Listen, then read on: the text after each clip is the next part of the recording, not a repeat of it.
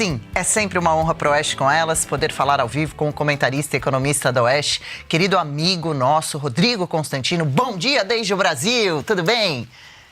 Bom dia, Adriana. Bom dia a todos da bancada, a toda a audiência. Vamos nessa. Vamos nessa. Consta, você tá com uma cara ótima, tá bonitão, mas é claro que a gente sempre, a princípio, quer saber como é que tá a saúde, a batalha aí com relação a essa luta para ter melhor saúde, para recuperar 100% das suas forças. Tá indo. Hoje mesmo eu tenho um tratamento na clínica, daqui a pouquinho eu vou ter que ir para lá. Por isso que eu vou abrir até o programa, começar logo o primeiro entrevistado.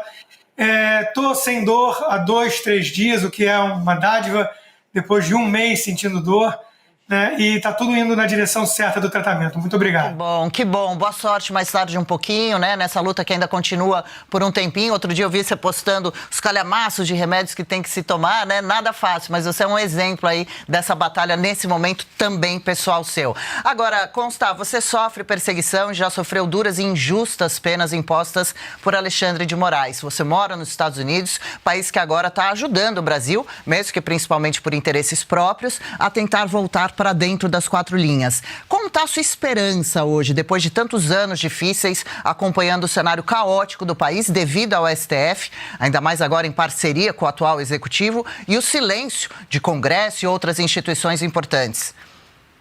A esperança aumentou, sem dúvida, né? A gente estava perdendo muitas batalhas consecutivas e, de repente, vem uma cavalaria de peso como a americana impondo sanções seríssimas, gravíssimas ao ministro Alexandre de Moraes.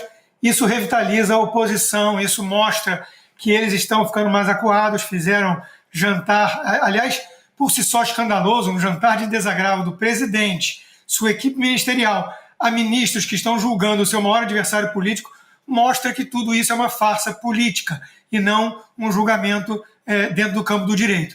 Então, aumentou a esperança dos brasileiros de que alguma coisa pode sair disso.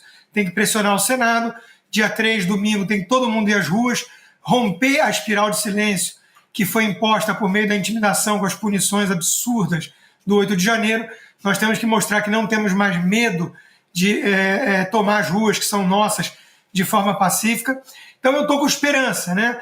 É óbvio que eles não vão entregar de bandeja a cabeça do Alexandre de Moraes e a normalização institucional vai acontecer da noite para o dia. Não é assim que funciona.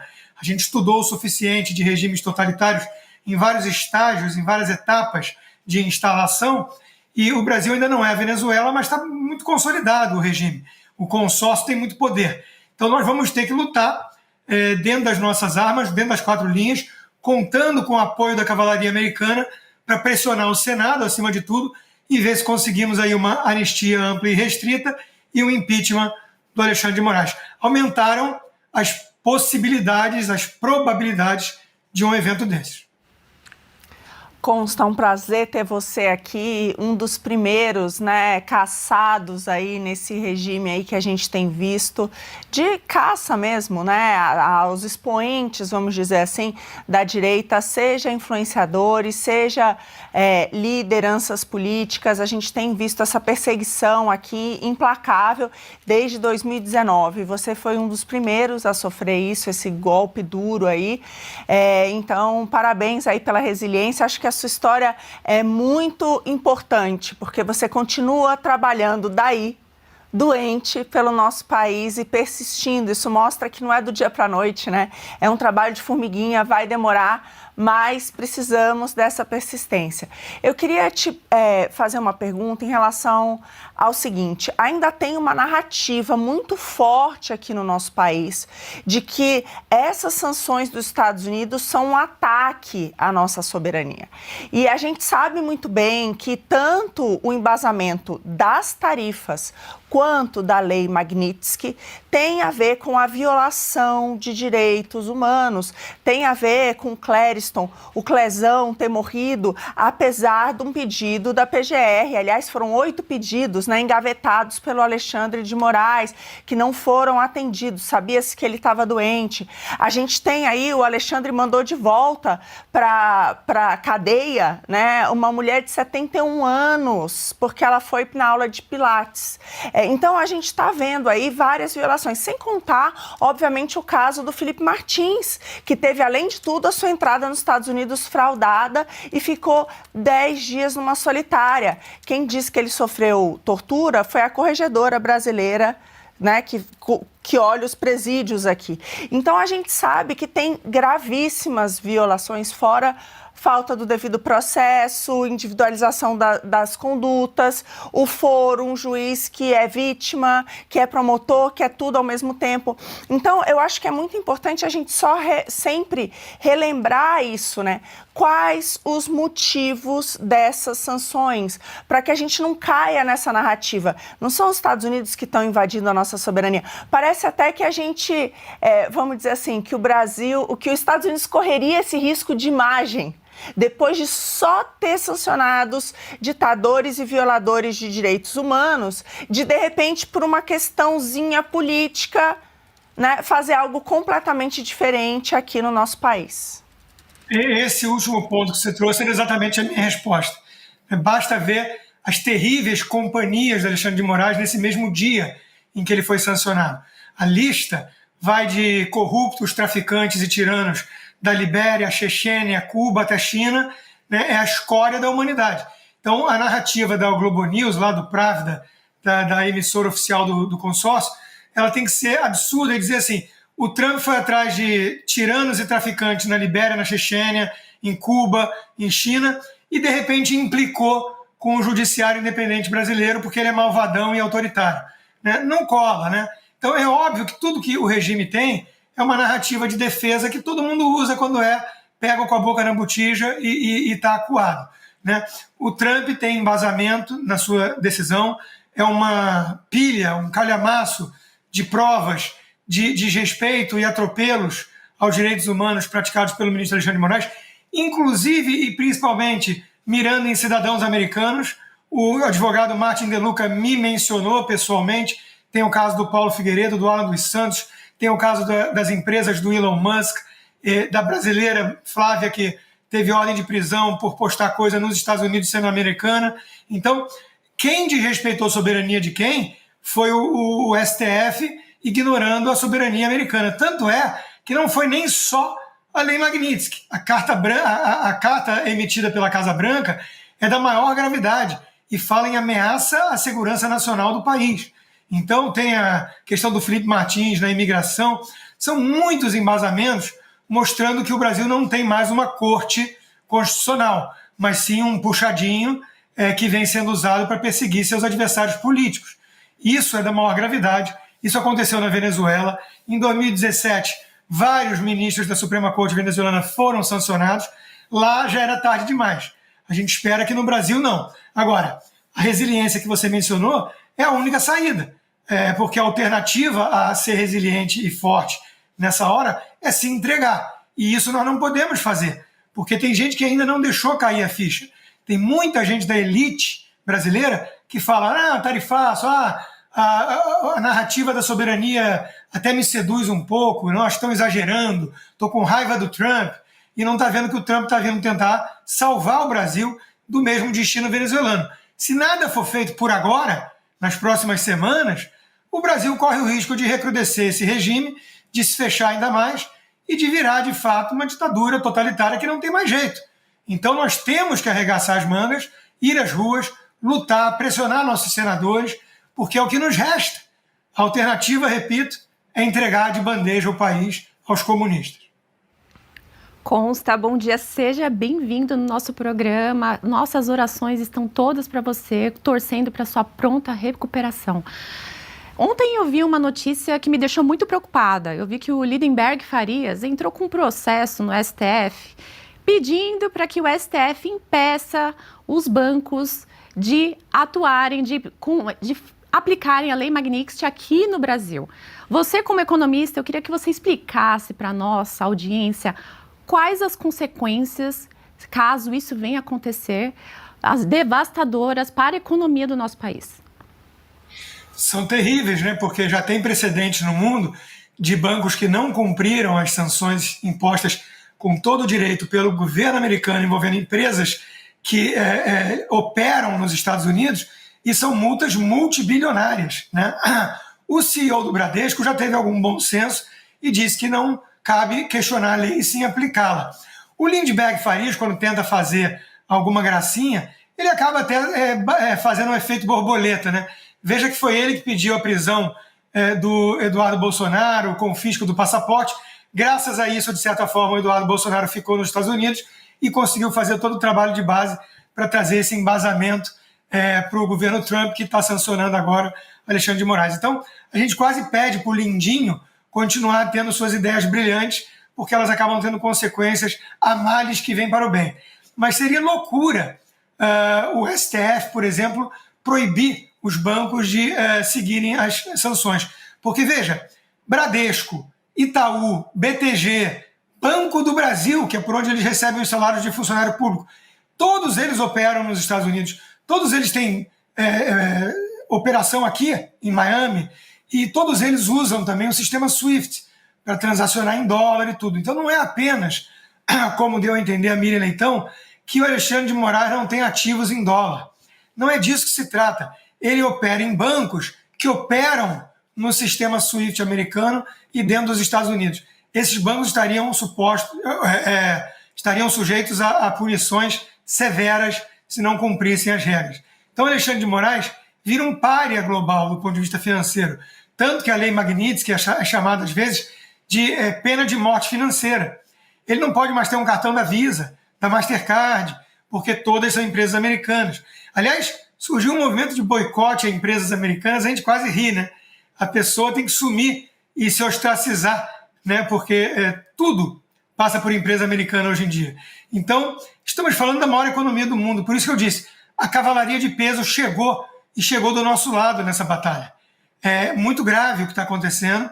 Os Estados Unidos estão escancarando ao mundo que o Brasil não é mais uma democracia e colocou na cabeça, o Donald Trump e sua equipe colocaram na cabeça que não vão permitir uma nova Venezuela no continente. É disso que se trata. Não é de tarifa comercial, não adianta o Alckmin falar com um papagaio, mostrar meia bonita, empresários ou senadores irem tentar falar com as contrapartes aqui nos Estados Unidos. O Trump está liderando um movimento de tentativa de resgate da democracia brasileira. É disso que se trata. Sanções são sim pesadas, não adianta também dar o dedo do meio pra gente a jogo de futebol fingindo que tá tudo ok, né? A gente está de olhos bem abertos acompanhando, aproveitando. E aliás, sobre o tema, hoje de manhã mesmo eu estava vendo a declaração do CEO do Bradesco, um dos grandes bancos do país, dizendo que vai sim, certeza, cumprir as ordens da lei Magnitsky aqui com relação a Moraes.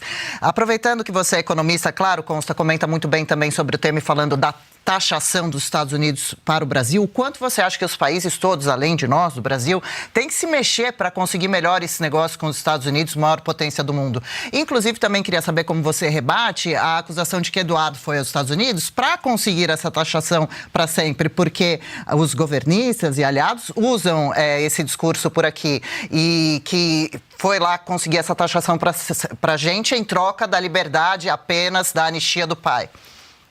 Não, essa é uma narrativa boba, né? O Eduardo está com uma missão de vida, que é tentar salvar a democracia brasileira, e o que ele queria aconteceu agora, essa semana, que são as sanções específicas a Alexandre de Moraes, como um grande alerta aos seus cúmplices, né? Cúmplices que se reuniram num jantar com o Lula, no Alvorada, o mesmo evento, duas chamadas distintas. O Estadão Tucano coloca: Lula mostra força com maioria do STF ao seu favor. O Poder 360 mostra STF rachado. Só foram 6 dos 11 ministros, né, prestar o desagravo ao Alexandre de Moraes, e o Fachin ainda teria feito questão de dizer que estava meio a contragosto ali. Eu fico com a chamada do Poder 360. O Trump conseguiu rachar o STF graças à medida que o Eduardo queria, que era a sanção Magnitsky, não as tarifas em si. Eu não acho por si só as tarifas ruins também, não. É óbvio que vão punir inocentes, mas toda guerra é assim. É bom mostrar que o Brasil está sendo sancionado, porque tarifa de 50% não é tarifa, é sanção econômica, né? De forma muito mais punitiva do que seus pares. Por que está agindo dessa maneira? Não tem a ver com questão comercial. Então, esse ponto tem que ser absorvido pela elite empresarial do Brasil. O Trump tem esse estilo de negociação pesado, mas ele está conseguindo dobrar o México, dobrar a União Europeia, o Japão, Camboja. Então ele está conseguindo vários acordos interessantes, né? ele não quer como objetivo final dessa guerra tarifária um mundo mercantilista, onde todo mundo fica mais pobre e paga mais para importar e exportar.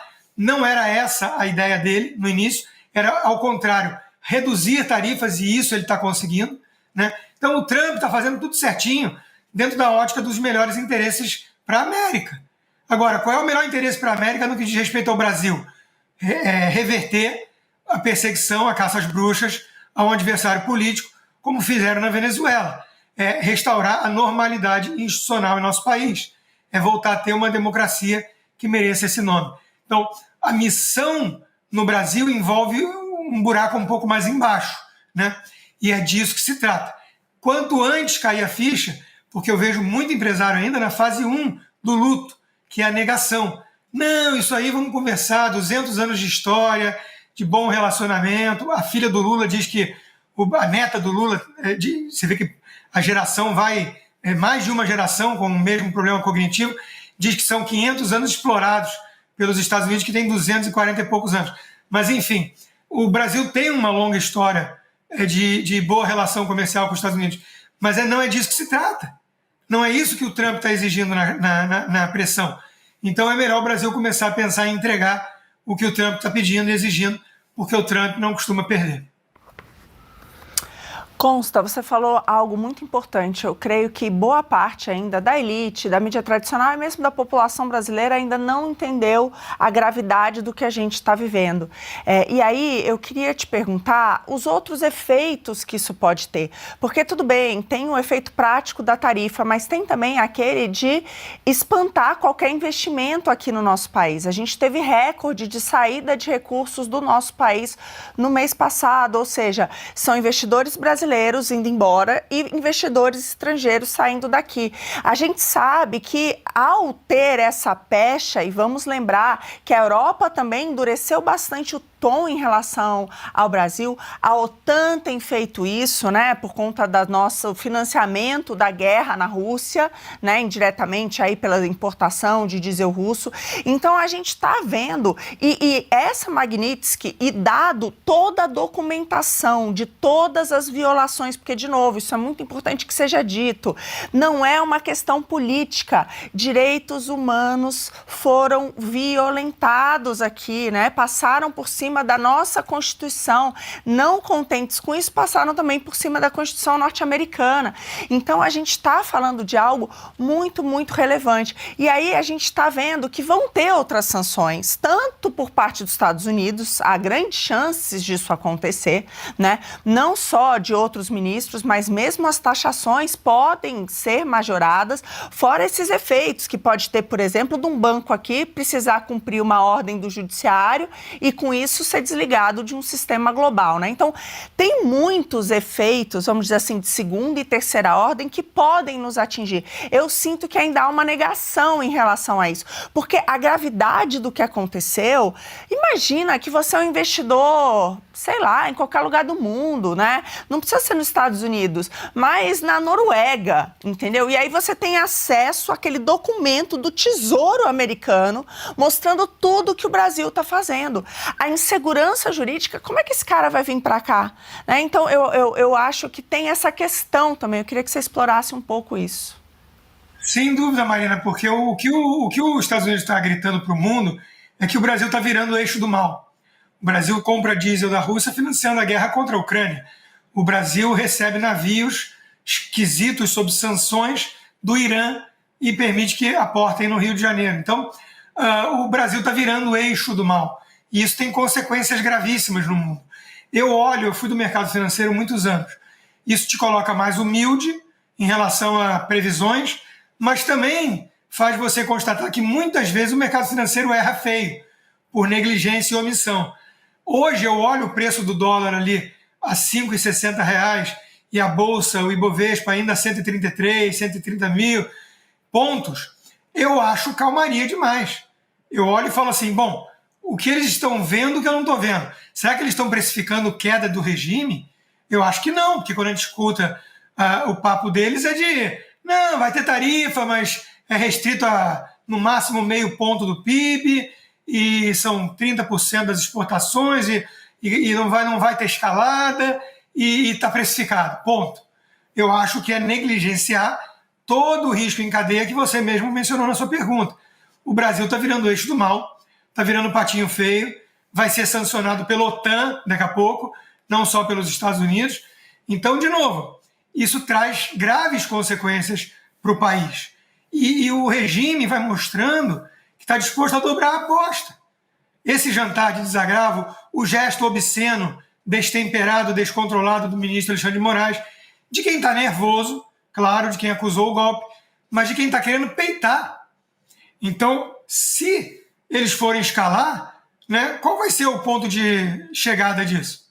Tarifa de 100% para os nossos produtos? Proibição de investidores investirem no país? Ninguém sabe onde vai acabar esse troço. Então, eu vejo com muita preocupação, sim, um clima meio de...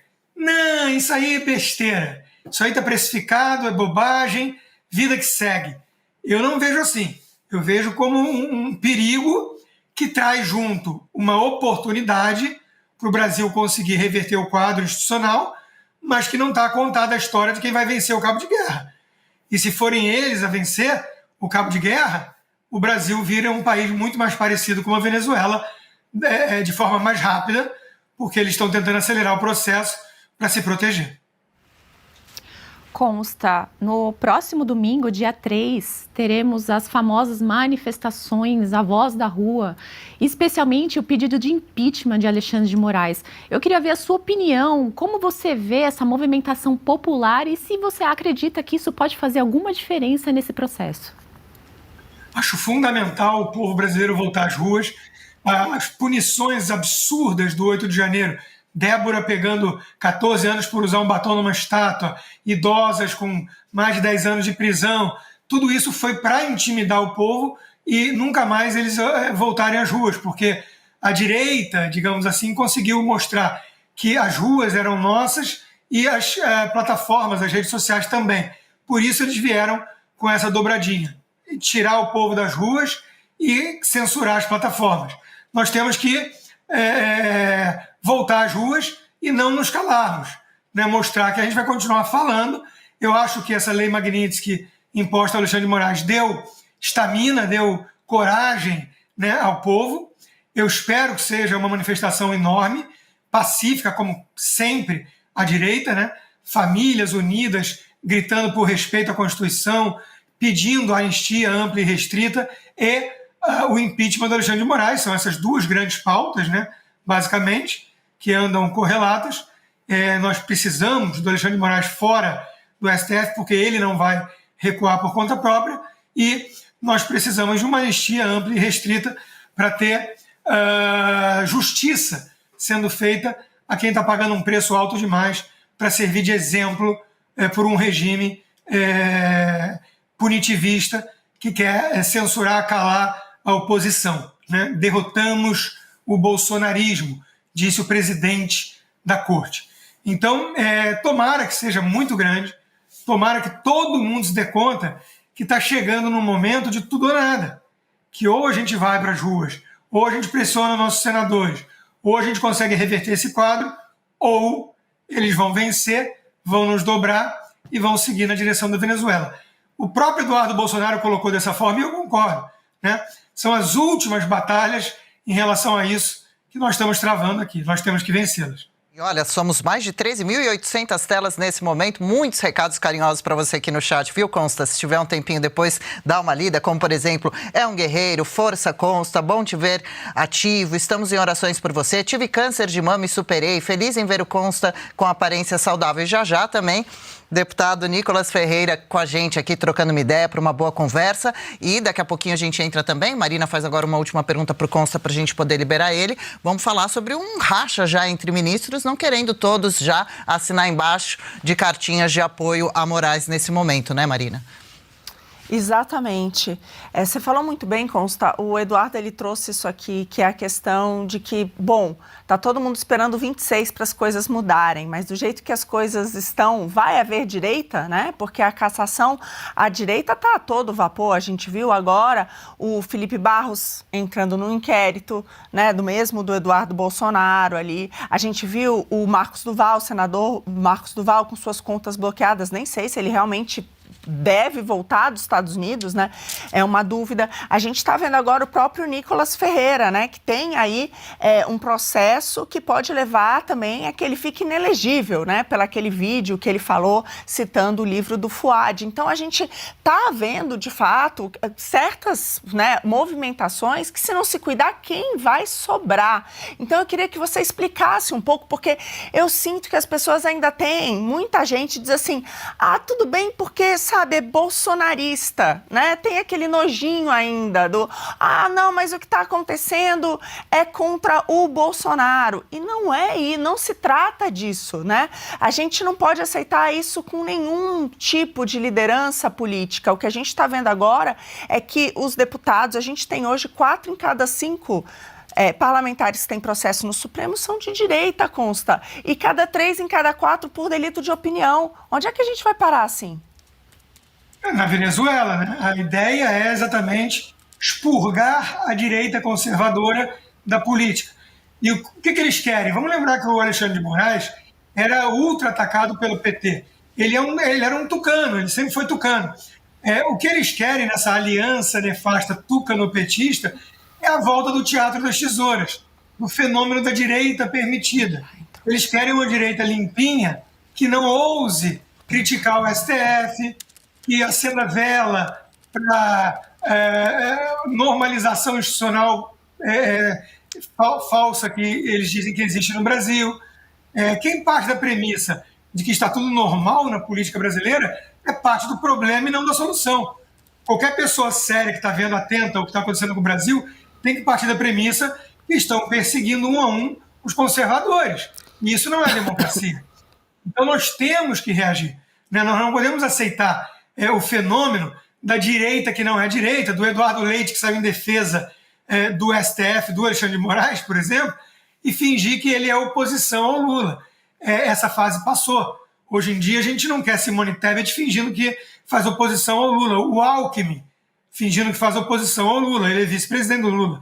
Nós queremos representantes da direita. O Brasil acordou e o Brasil não vai aceitar voltar a hibernar no status quo ante que existia antes desse despertar e da chegada do Bolsonaro ao poder. Então, ou a gente luta contra isso e o Bolsonaro mesmo tem que estar nas urnas no ano que vem, ou não é democracia, ou é Venezuela, que caçou Marina Corina Machado e companhia, né? E depois colocaram lá o outro que restou, o González, e ele venceu, mas não levou. Né? Então, os Estados Unidos estão atentos a essa eleição e estão exigindo que o Bolsonaro faça parte do pleito, porque a sua inelegibilidade é ridícula. Por uma reunião com embaixadores, que é uma prerrogativa dele, o Lula era inelegível por crimes e provas sobradas em 3 instâncias. Foi lá o STF e descondenou-o com base num pretexto ridículo do CEP. Né? Então, de novo, a gente tem que falar sério. O Brasil está a passos largos em direção à Venezuela. Ou eles vão entregar alguma coisa que o Trump está exigindo, ou vão arcar com as consequências, vão fechar ainda mais o regime, mas o Brasil virou eixo do mal de vez e vai ser sancionado de forma muito pesada. E as empresas, os donos do poder, vão pagar um preço muito alto. Perguntem como foi na Venezuela. Quantos bancos restaram, quantas emissoras de televisão, quantas empresas independentes. Pois é, que belas alianças, hein, que estamos fazendo, que belo grupinho estamos sendo associados a partir de agora, então, diante de países democráticos que vêm evoluindo e que a gente tanto sente uma inveja daqui, né? Consta, antes da gente encerrar, e eu adorei um comentário aqui, finalmente um carequinha pra gente amar. Consta, você é muito amado, muito querido, você faz um trabalho muito sério, muito corajoso há muitos anos, eu acompanho, trabalhamos juntos em outras emissoras, mas sempre gostei muito de parar para te ouvir durante os programas em épocas muito mais difíceis, se é que é possível, né? Não está nada fácil ainda. Mas você tem redes sociais, afinal de contas? Eu te sigo em algumas, não sei se é você mesmo se comunicando, eu vou por um pouco de instinto. E também escreve aqui para a Revista Oeste, vale a pena destacar o importante trabalho dessa emissora que estamos agora. Sim, Revista Oeste é craque, eu toda semana mando minha coluna e participo às quintas-feiras do Oeste Sem Filtro. A minha rede social nova criada é Tudo Consta USA. Tudo Consta USA, né? Boa. USA, essa é a conta que está lá com 118 mil seguidores. A original tem 1,6 milhão, só que está sob censura no Brasil. Ah, essa ainda, né? Bom, Consta, obrigada pela participação, pela troca de ideias por aqui. Excelente sexta-feira e fim de semana. Vai postando lá, então, pra gente as atualizações suas pessoais, da sua profissão também, da carreira. Boa sorte aí no tratamento que você vai encarar ainda hoje. E fique com Deus. Um beijo grande. Obrigado, Adriana. Beijo em todos. Até a próxima. Legal. Gostou desse corte? Estamos ao vivo de segunda a sexta-feira, das 10 ao meio-dia, no YouTube da Revista Oeste. Eu, Marina Helena, Adriana Reide e Paula Camacho analisamos as principais notícias do dia. E siga as nossas redes sociais, @oestecom.elas.